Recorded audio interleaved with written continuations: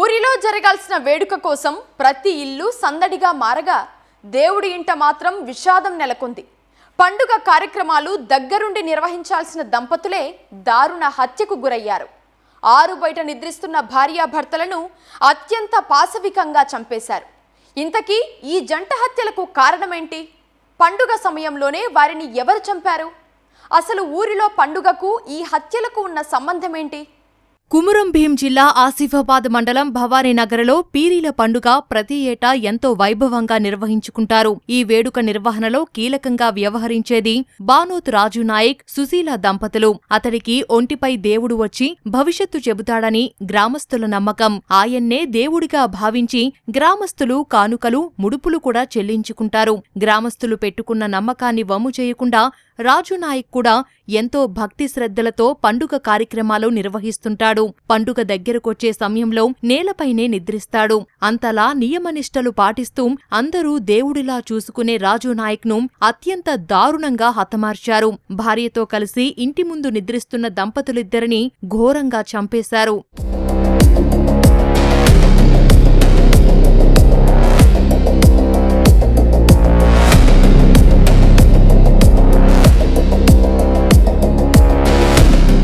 ఈ పీరీల పండుగ నిర్వహించే క్రమంలో ఊరిలోని కొందరు వ్యక్తులతో రాజునాయక్కు విభేదాలు వచ్చాయి. దీంతో గతేడాది ఆయన నిలబెట్టిన పీరీని ప్రత్యర్థులు దొంగలించడమేగాక ఆ పీరీని ప్రతిష్ఠించే బంగ్లాకు సైతం నిప్పు పెట్టి తగలబెట్టారు. అప్పట్లో దీనిపై పెద్ద వివాదమే చెలరేగినా పోలీసుల జోక్యంతో సద్దుమణిగింది. అయితే ఇప్పుడు మళ్లీ మోరం వేడుకలకు అంతా సిద్ధమవడంతో రాజునాయక్ కొత్తగా మరొక పీరీని తయారు చేయించి బంగ్లాలో ప్రతిష్ఠించాడు. ఈ వేడుక నిర్వహణలో భాగంగా దంపతులిద్దరూ ఉపవాస దీక్ష చేపట్టి ఇంటి ఆవరణలోని నేలపైనే నిద్రించారు. తెల్లవారుజామున వారి కోడలు వచ్చి చూసేసరికి అత్తమామలిద్దరూ విగతజీవులుగా పడి ఉన్నారు. పోలీసులు కేసు నమోదు చేసి దర్యాప్తు చేస్తున్నారు.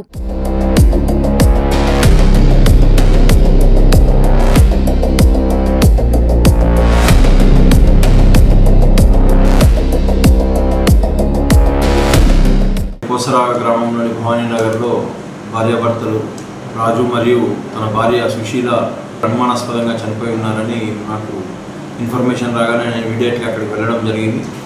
వెళ్ళి అక్కడి నుంచి అక్కడే కంప్లైంట్ చేత పిటిషన్ తీసుకొని ఆన్సైట్ ఎఫ్ఐఆర్ చేయడం జరిగింది. నైట్ భోజనం చేసి పడుకున్నారు. రాత్రి ఎలా చనిపోయారనే కోణంలో తీసుకొని ఆ డెడ్ బాడీస్ని షిఫ్ట్ చేసి గవర్నమెంట్ హాస్పిటల్కి తరలించడం జరిగింది. అక్కడ డాగ్ స్క్వాడ్ అండ్ క్లూస్ టీమ్ను పిలిపించి దానికోసం మొత్తం సెర్చ్ చేయాల్సింది. డాగ్ ద్వారా క్లూస్ టీమ్ ద్వారా సెర్చ్ చేసినాం. సో ఎలాంటి క్లూస్ మనకు అక్కడ దొరకలేదు. ఇమీడియట్లీ హాస్పిటల్కి వచ్చి షార్ట్ ఒపీనియన్ తీసుకున్నాము. సో ఇక్కడ డాక్టర్స్ కూడా కంక్లూజన్ ఖాళీ ఇవ్వలేకపోయారు. సో ఫోరెన్సిక్ ఎక్స్పర్ట్ ఉంటే బాగుంటుంది అనగానే ఇమీడియట్లీ ఇక్కడ నుంచి మరీ మంచిర్యాల హాస్పిటల్కి తీసుకెళ్ళి చేయడం జరిగింది. ఇన్వెస్ట్ చేసి పిఎంఈ టైంలో అది క్లియర్గా థ్రోటలింగ్ అంటే గొంతు పిసికి చంపడం వల్ల వాళ్ళు చనిపోయినట్టు క్లియర్గా తెలిసింది. రాజునాయక్ దంపతులిద్దరిని గొంతు నులిమి చంపినట్లుగా పోస్టుమార్టం నివేదికలో వెల్లడైంది. గతేడాది పీరీని దొంగతనం చేసిన వారే ఈ దారుణానికి ఒడిగట్టినట్లు కుటుంబ సభ్యులు ఆరోపిస్తున్నారు. వేడుక సమయంలో రాజునాయక్ ఒంటిపైకి దేవుడు వస్తే తమ బండారం బయటపడుతుందని దొంగలే ఈ పని చేసినట్లు చెబుతున్నారు. రాజునాయక్ను చంపే క్రమంలో పక్కనే ఉన్న అతని భార్యను సైతం దుండగులు చంపి ఉంటారని పోలీసులు అనుమానిస్తున్నారు. సో దీంట్లో అన్ని కోణాలలో కూడా అతని ఫ్యామిలీకి ఊర్లో ఉన్నటువంటి ఎవరితో శత్రుత్వం ఉంది, ఎవరెవరికి గొడవలు జరిగాయి అనేది అన్ని కోణంలో దర్యాప్తు చేస్తే లాస్ట్ ఇయర్ పీరీల విషయంలో గొడవలు జరిగినాయని చెప్పి తెలిసింది. పీరీలకు ఈయన పెద్ద మనిషిగా వ్యవహరిస్తాడు. ఈ పీరీల విషయంలో గతంలో 2 గ్రూపుల్లాగా ఏర్పడి ఇంకో దగ్గర పీరీలు పెట్టి దాన్ని ఇక్కడ కాలబెట్టారు. దానికి సంబంధించి వీళ్ళ పీరీల దొంగతనం జరిగాయని చెప్పి గొడవలు పెద్దవి కాకుండా అప్పుడు సామరస్యంగా సర్దుమణిగి అట్లా అందరూ ఇన్వాల్వ్ అయ్యి ఆ గొడవలని సర్దుమణిగించారు. దీన్ని అన్ని కోణాలలో ఇన్వెస్టిగేషన్ చేసి తొందరలోనే అక్యూజ్ని అదుపులోకి తీసుకొని మీకు మళ్ళా తదుపరి అప్డేషన్ ఇస్తాం. పండుగ వేళ ఊరంతా సందడి నెలకొనగా జంట హత్యలు తీవ్ర కలకలం రేపాయి. గతేడాది ఇదే పండగ సందర్భంగా నెలకొన్న విభేదాలు కక్షలుగా మారి 2 నిండు ప్రాణాలను బలితీసు